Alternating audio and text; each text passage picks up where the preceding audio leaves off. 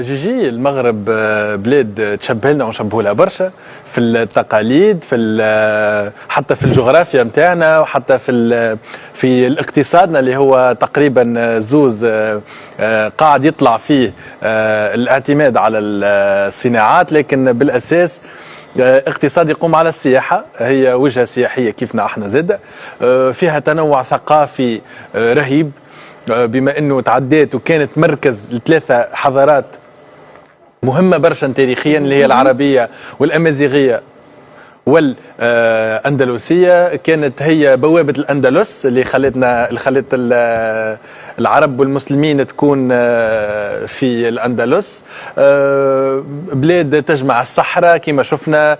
تجمع البحر، تجمع المناظر المزيانة، من شوارع فاس العتيقة للصحراء المزيانة،